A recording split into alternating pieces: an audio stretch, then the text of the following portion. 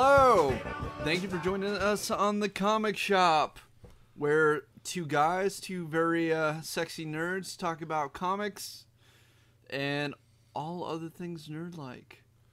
I'm your co-host, Mr. Patrick K. Mest, Excelsior. And Enough said. And I'm Eugene Capon. Let's just jump into it. So today we're going to be talking about cloning in comics, a repeated cliche, the Govenator cartoon, and a preview of the Thor movie. And then to tie up the our whole show, we're going to be talking about our hero and villain of the week. Every week, Pat will be selecting one or the other. I'll be selecting the other. This week, Pat will actually be selecting the villain of the week, and I will be selecting the hero. It's a role I feel very comfortable in, being... I got a little nasty streak in me, so I'm okay with doing the villain stuff this week. Before doing the show, I had to make a deal with Pat that every week he was not allowed to pick Nicolas Cage as the villain. I'm just saying, he is my personal demon every week, and if there's a loophole, I will find it, and I will pick him every time. But I'm still looking for a loophole. I'm going to work it in. Just you watch. Just you watch. For our first episode, he's actually not allowed to pick anything Nicolas Cage related. I'm just saying, some people like Nicolas Cage. I can't stand it. I'm sure we'll get into it at some point. But Anyway, our first subject, we'll be talking about cloning in comics, a repeated cliche. Pat? Oh, it's a repeated cliche, no doubt about it. But there's definitely the most famous and infamous example is through Spider-Man. Started in the 70s when a jealous professor named Miles Warren ended up cloning Spider-Man to get back at him for what he believed to be, he believed Spider-Man to be responsible for the death of Gwen Stacy, and he was in love with the student Gwen Stacy.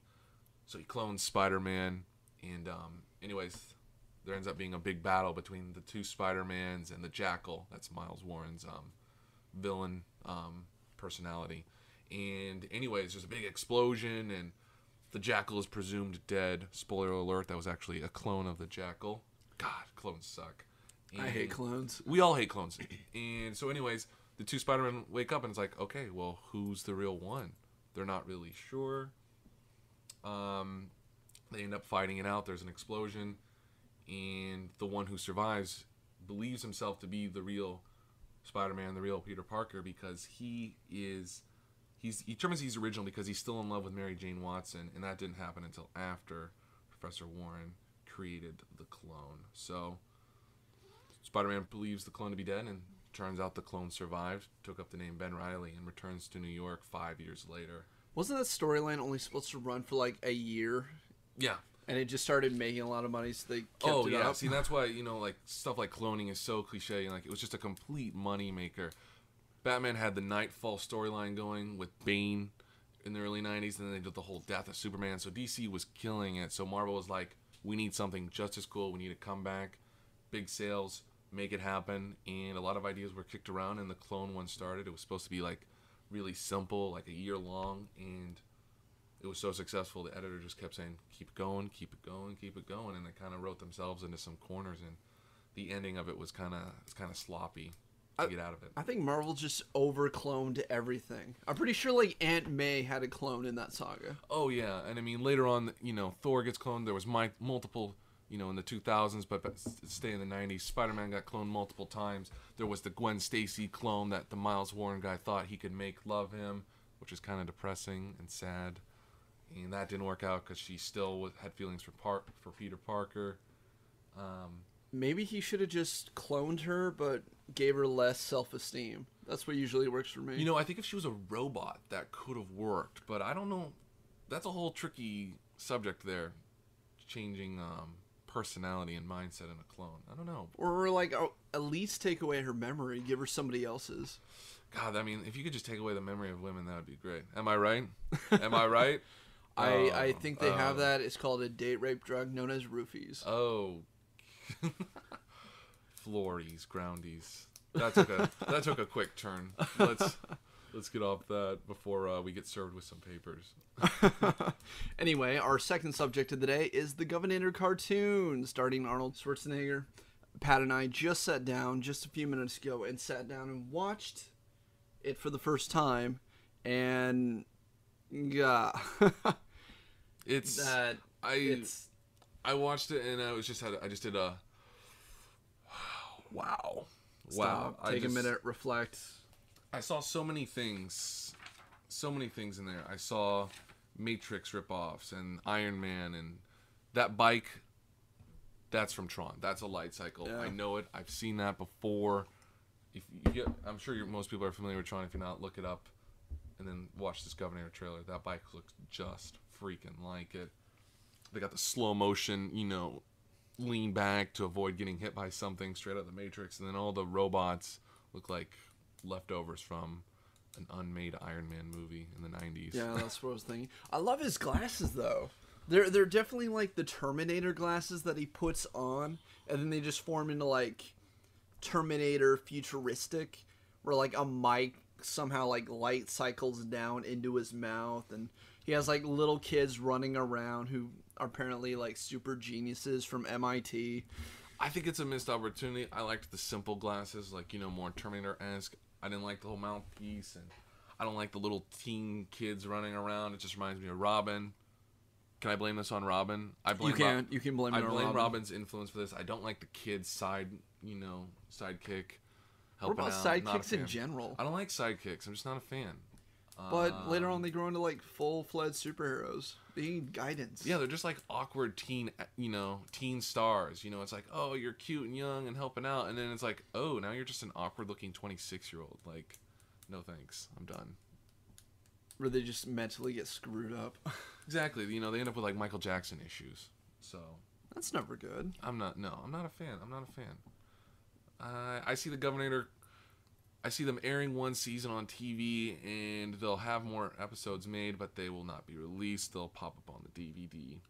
I can see them commissioning like Cartoon Network for 2 seasons of this, but then stopping like halfway through the second season and just releasing the rest as like a made-to direct-to DVD movie. Yeah, I'd like to see. I don't know what I want to see Arnold Schwarzenegger do. I think he's too old to really do action movies like he's done before, and I don't know if he's versatile enough to do other types of films. So, do you think a cartoon is the best way to keep his career going from a politician? It honestly might be, because I think the cartoon route's better than the actual film route. I don't think he can pull off being the big physical athlete like he used to be. Not that he doesn't look bad. He looks bad. I don't think it's believable. The guy's like 60. Okay, I wish his real-life political career would turn into the Govenator for reals. That would have made California even more interesting. Cooler. Yeah. And I mean, apparently he's going to do another Terminator film, Terminator 5, but for me, it's all about... Terminator stopped after 2. 1 and 2, James Cameron movies, they pushed the boundaries and became the standard for, great modern action movies. And Terminator 3 was terrible. I call it a poop smear. That's my lingo for it. It was bad. And I thought the 4th one was pretty good. Salvation. 4th one was alright, I thought. But it's not James Cameron. And I felt like it was just like every other action movie you see coming out over the summer. I didn't feel like it brought anything fresh or new to the table. But we'll see. Terminator 5, 2013 maybe. Anyway, our last, before we do the hero and villain of the week, we'll be looking at Thor, preview to the movie. Later on this week, Pat and I will both be going to go see the midnight showings of Thor. God of Thunder. Going Thursday night, going to see the IMAX, the 3D. Really excited about it. I've tried to keep my expectations reasonable, because I know, that's one thing that can easily ruin a movie. You get too high expectations, and you go in and there's just no way the movie can ever meet it, and you leave disappointed. So I'm trying to avoid that.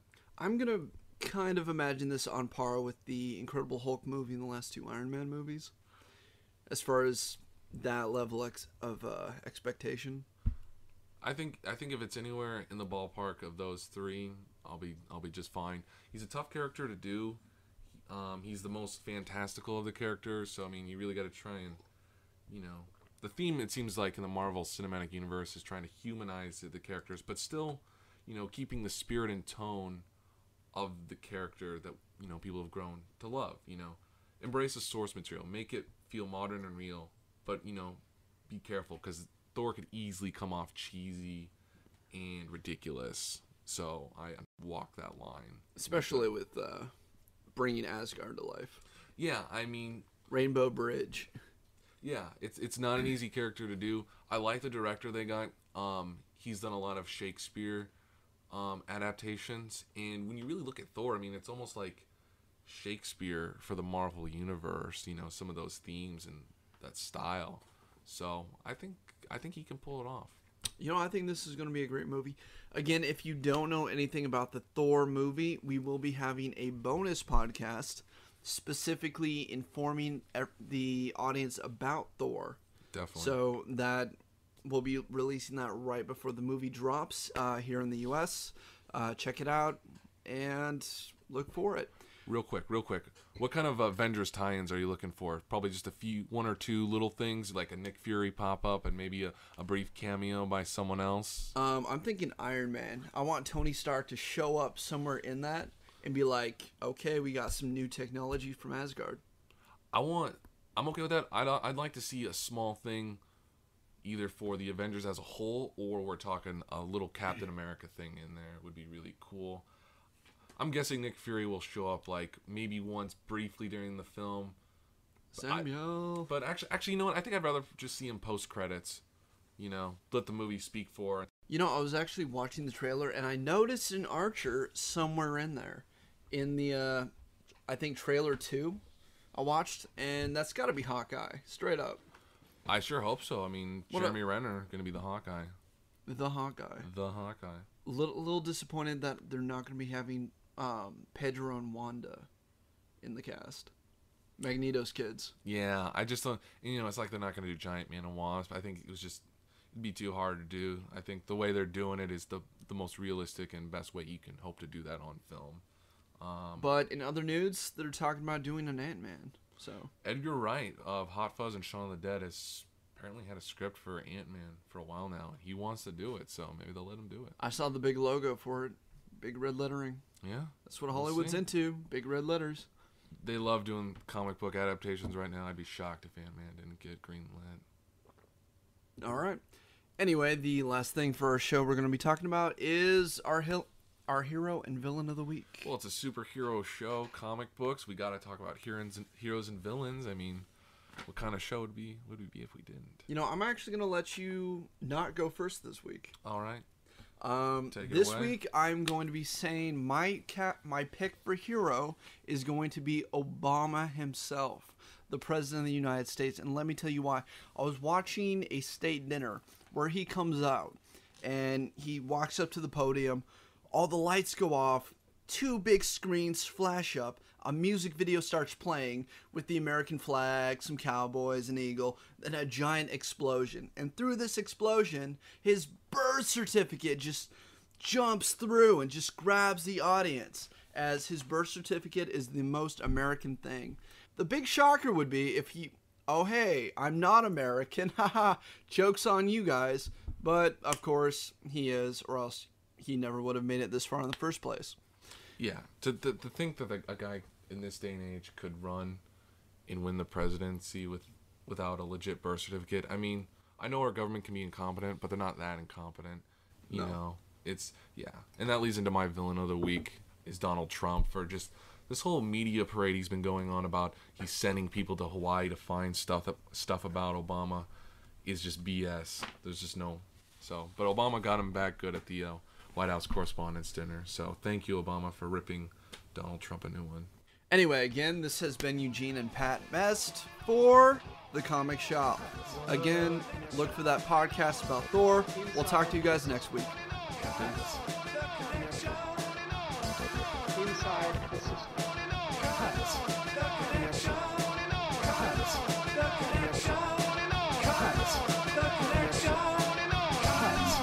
The connection.